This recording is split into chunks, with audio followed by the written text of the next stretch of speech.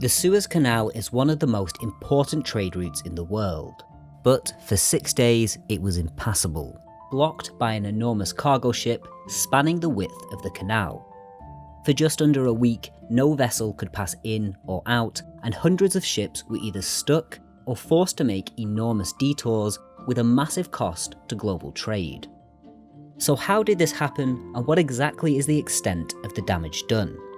For hundreds of years, if you wanted to transport goods to a port here in Mumbai from a port here in Liverpool, it would require a nearly 13,500-mile journey, south past Europe and down the Atlantic coast of Africa, with a U-turn at its most southern point and then up across the Indian Ocean. That was until the completion of the Suez Canal in 1859, connecting the Mediterranean to the Red Sea, reducing the same trip to just 7,500 miles.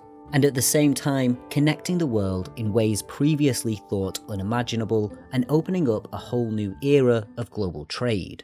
The 120-mile stretch of water is one of the world's most used shipping lanes. In 2020 alone, it saw the passage of more than 1 billion tons of goods, making up almost 12% of all global trade. So it would cause something of a problem if that stretch of water was to become blocked by, let's say, a skyscraper-sized cargo vessel. On the 23rd of March 2021, the Golden-class container ship Ever Given was travelling from a port in Malaysia to Rotterdam in the Netherlands when it was hit by an enormous sandstorm, reducing visibility and battering the ship with heavy winds blowing at 74 kilometers per hour.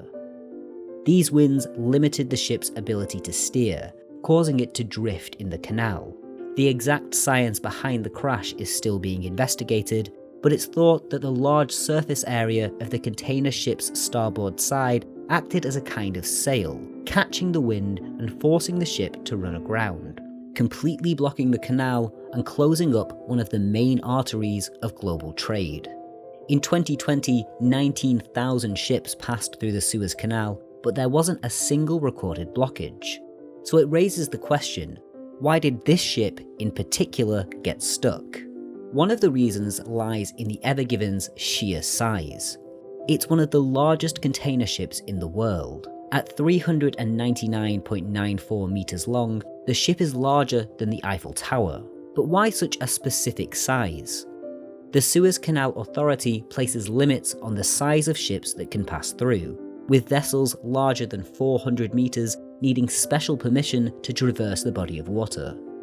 The Ever Given was shy of this limit by just 6 centimeters. The width of the stretch of canal where the Ever Given became stuck is 275 meters, nearly 125 meters shorter than the vessel itself. One of the biggest problems crews faced in getting the ship free was its enormous weight. At full capacity, she's capable of carrying 20,124 shipping containers, with a combined weight of almost 200,000 tons. Industry experts compared it to an enormous beached whale.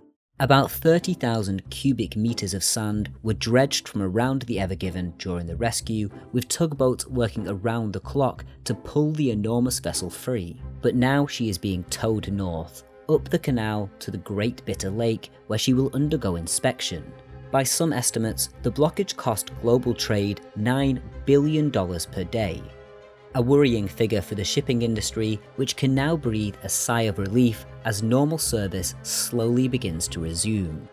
But with an enormous backlog of ships still waiting to pass through the canal, it's estimated that it could take weeks until regular shipping can continue.